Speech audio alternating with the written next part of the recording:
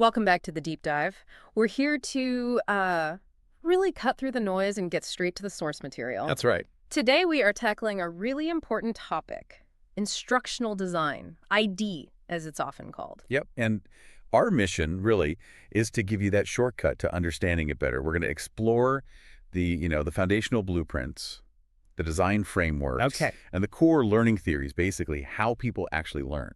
And then we'll get practical, talking about career decisions in this field. Right, building those effective learning experiences. So let's just quickly unpack what ID is. Simply put, it's the whole process, right? Designing, developing learning experiences, learning resources. Exactly. And doing it by applying, proven models, theories, methods. It's really about bridging that gap between where someone is now, knowledge or skill-wise, and where they need to be for a specific goal. And it seems like that skill set is, well, it's really in demand. Oh, definitely. The sources we looked at highlight that idea as a pretty hot career path. Yeah. They're projecting something like 11% growth by 2026. Yeah. And the average salary is hovering around, what, $84,000?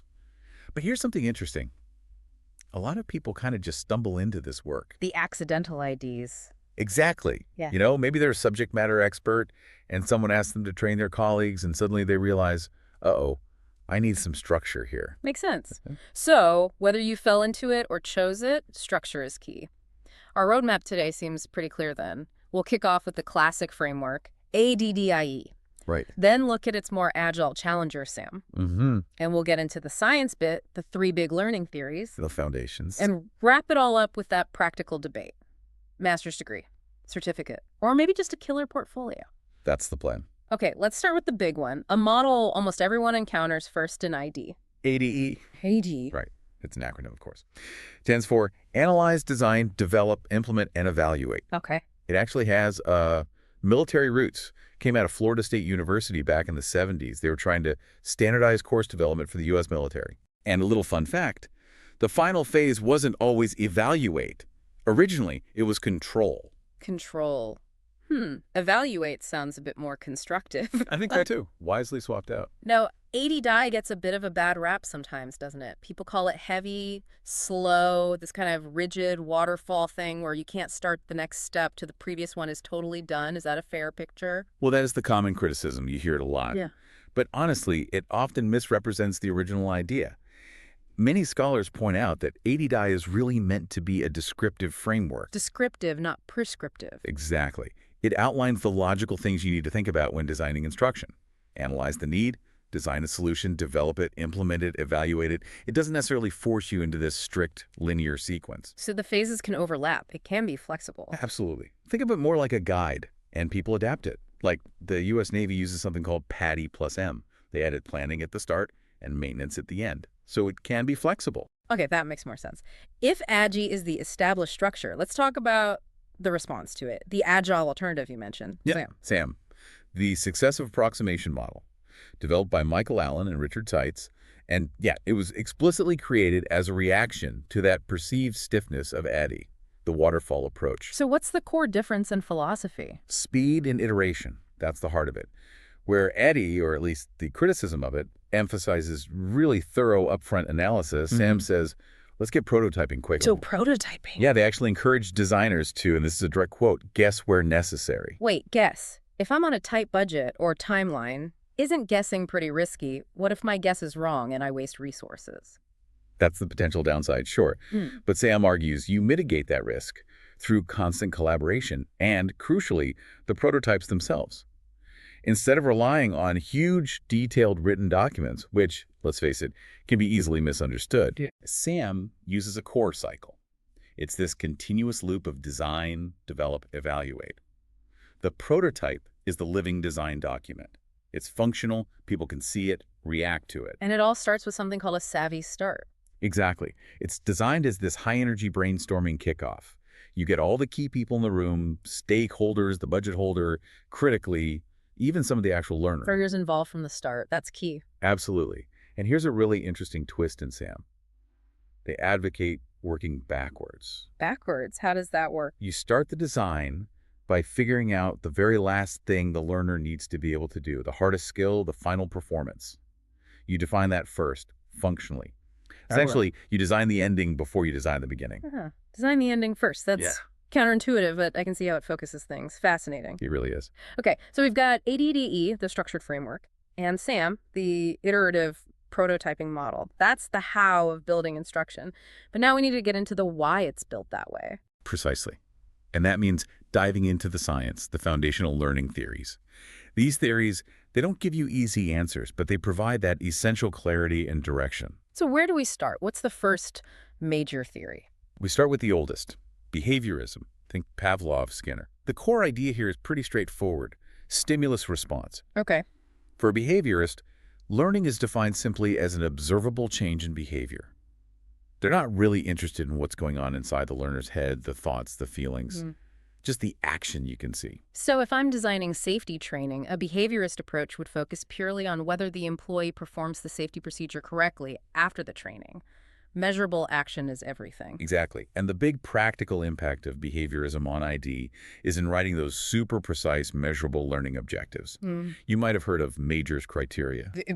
Vaguely. Remind me. Major said a good objective must state the specific performance the learner will do, the conditions under which they'll do it, and the criterion for success, how well they have to do it. Very clear, very measurable. Right. So it's great for concrete skills. What's the downside? Well, the main limitations are that knowledge is viewed as pretty finite, just a set of correct responses. And crucially, the desired behavior often depends on the environment keeping up the right stimuli or reinforcements. If those fade, the behavior might too. Okay. So if behaviorism is all about the observable outside, does the next theory, cognitivism, finally take us inside the learner's mind? That's exactly the shift.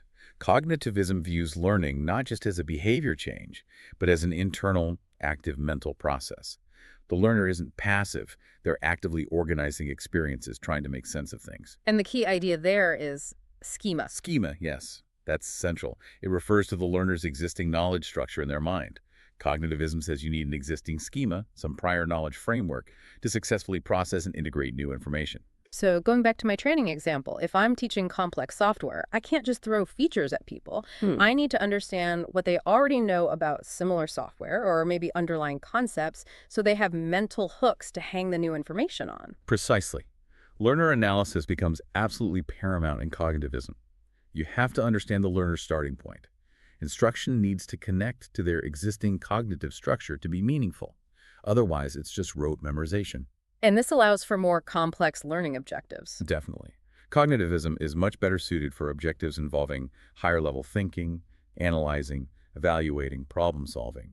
You often start with a more general objective to communicate the overall intent. Makes sense. Any drawbacks to this approach? The main challenge is ensuring the instruction works for learners with potentially very different levels of prior knowledge and experience. Tailoring things perfectly can be complex and, frankly, expensive. Okay, behaviorism, cognitivism. That brings us to the third major theory, constructivism. This one feels, I don't know, maybe more modern, more flexible.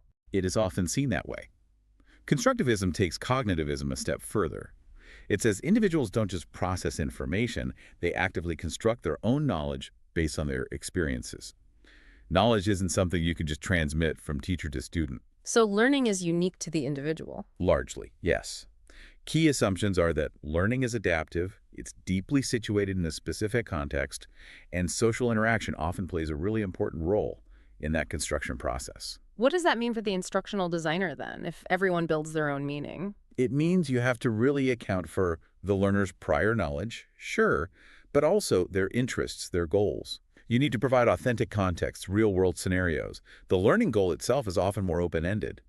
Think about things like complex case studies or project-based learning, where learners explore and build understanding. That sounds great for developing deep understanding and real-world skills, but how on earth do you evaluate that effectively? If two learners have different but equally valid takeaways from a case study, how do you measure success? And that is the major challenge with constructivism. Standardized evaluation is really difficult because the learning experience can be so personalized. What one learner constructs might be different from another, but both could be perfectly valid. And I imagine it's resource intensive too, trying to cater to all those individual interests and paths. It definitely can be. Supporting diverse explorations requires flexibility and resources. So as a designer, you really need to choose the theory, or often blend elements of them, that best fits the specific learning outcome you're aiming for. There's no single best theory for everything. Okay, this is super helpful context. Let's pivot now to something very practical for our listeners. Getting Mhm. into the field or moving up, how do I get hired? And once I'm in, how is my work judged? Let's hit the credentials first. We mentioned those accidental IDs. Right, folks who might have subject matter expertise and experience designing something, but lack the formal ID training. So for them, or even for someone starting out, what's the better path? A shorter certificate program or a full master's degree? Ah, the great credentialing dilemma. Okay, let's break it down. Certificate programs are generally the faster, cheaper route. How fast, how cheap are we talking? You're typically looking at the equivalent of maybe 4 to 8 graduate courses. Cost-wise, maybe $1,000 to $6,000 roughly. It varies, of course. And what do you get from that? They tend to be very focused on specific practical skills, maybe mastering articulate storyline or learning about accessibility standards. They're really ideal for people already working in or near the field who need to upskill quickly, or for someone wanting a lower commitment way to test the waters. Okay, so targeted skills. What about the master's degree then, like an MED or an MS in instructional design or learning technologies? That's the deeper dive. It's longer, obviously, takes more time, and it's a significantly bigger financial investment. You could be looking at $30,000 to $55,000 or even more sometimes. Wow, that's a big jump. What's the payoff? The payoff is a much broader and deeper knowledge base. You really get into the theories we just discussed, research methods, evaluation strategies, leadership. And does it actually matter in the job market? It definitely can. If you're aiming for roles in higher education, designing university courses, or maybe more senior leadership positions in corporate L&D that involve strategy and research, a master's is often seen as a minimum requirement. Is there a salary difference? The data suggests yes. Hmm. Holding that master's degree correlates, on average, to about $3,000 more per year in salary. So over a career, that investment can certainly pay off financially, besides the knowledge gain. But what if I'm not aiming for academia or a top leadership role right away? Say I want to get a job designing training for a tech company or a bank. Fast-paced corporate environment. What matters most there? Okay, for most corporate ID jobs, the sources we looked at are really clear on this. The single most important thing is your portfolio. The portfolio. More than the certificate, more than the master's. Overwhelmingly, yes. Hiring managers want to see what you can do. Can you design engaging e-learning? Can you create effective job aids? Can you solve a performance problem with a smart learning solution? Your portfolio is your proof. So it's possible to get a good corporate job without the master's, maybe even without the certificate, if your portfolio is amazing. Absolutely possible. That said, a certificate can be a good structured way to build pieces for that portfolio, learn the tools and jargon, and bonus, sometimes you can transfer certificate credits towards a master's degree later if you decide you want or need it down the line. That's a good strategy. Okay, portfolio is king in corporate. Now, once you have the job, how is the quality of the online courses you build actually measured? You mentioned these, CQBIs. Right. Course quality evaluation instruments. Think of them as standardized checklists or rubrics. Organizations use them to try and ensure some level of consistency and quality in online learning, especially as it scales up. And there are a lot of these checklists out there. A lot. One review identified 75 different ones developed just since 2010. Wow. What do they mostly focus on? When you boil them all down, what are the big categories? Looking across all those instruments, the two heaviest weighted domains are learning design, how the course is structured for learning, that's about 29% of the focus. And close behind is usability and accessibility. Can learners actually use the course easily, regardless of ability? That gets about 28%. Okay, so structure and access are huge. What about assessment and interaction? Yep. Assessment and evaluation comes next at around 18%. Then social interaction features at about 16%. And finally, the specific technology used gets about 9% of the weight. Across all those 75 checklists, are there any specific criteria that show up almost everywhere? Like the absolute must-haves for online course quality? Yes, there are definitely some near universals. The three most common criteria appearing in over 90% of these instruments are, first, writing clear, measurable course learning objectives back to behaviorism and cognitivism there. That's at 96% of them. Okay, clear objectives. Second, ensuring the course meets accessibility standards. Huge focus now, thankfully. That's about 94.7%. Good. And the third? The third is using constructive alignment. Shows up in about 77% of them. Okay, wait. Constructive alignment. We brushed past it earlier, but that sounds like important jargon. Can you break that down? What does it mean in practice for a designer? Absolutely, it's critical. Constructive alignment basically means that everything in the course The learning objectives, the learning activities, and the assessments must all be deliberately linked and pulling in the same direction. So give me an example. Okay, let's say your learning objective is for the learner to be able to analyze financial data to identify trends. Huh. A constructively aligned activity wouldn't just be watching a video about analysis. It would be an activity where they actually practice analyzing a data set. Right. And the assessment wouldn't be a multiple-choice quiz about definitions. It would require them to perform the analysis on a new set of data and explain their findings. The verb in the objective matches the verb in the activity in the assessment. Analyze, analyze, analyze. Got it. Everything lines up to support that specific learning goal. That makes perfect sense for ensuring quality. It does. It's a cornerstone of good design. But the sources pointed out a big problem, a sort of hidden weakness, with how these CQEI checklists are often used in practice. Yeah. What was that capability gap again? Yeah, this is where it gets really concerning, actually. The review found a huge gap.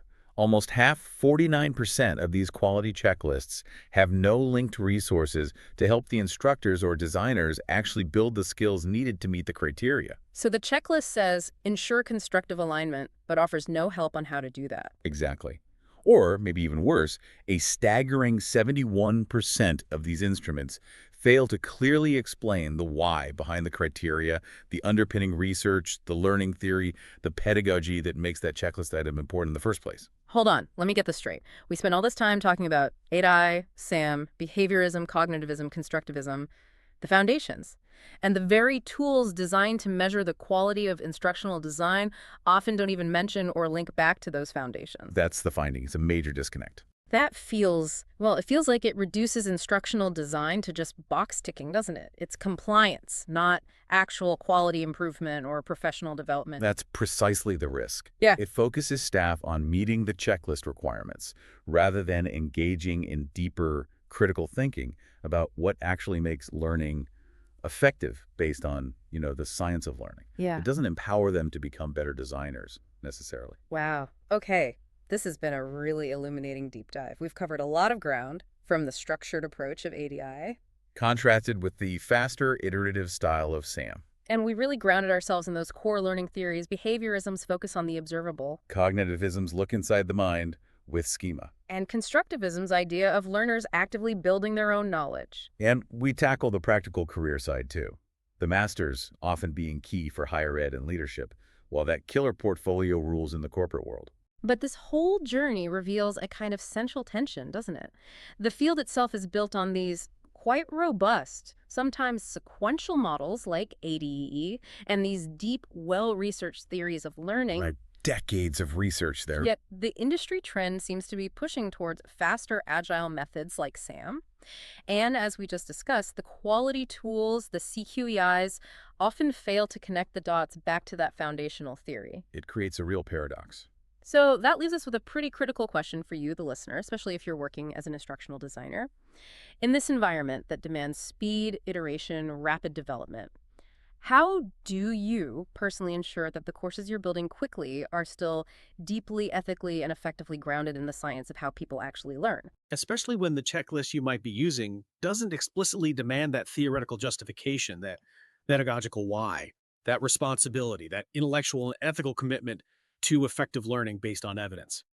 Ultimately, that still rests squarely on the shoulders of the designer, regardless of the framework you use or the credential you hold. Something to really think about.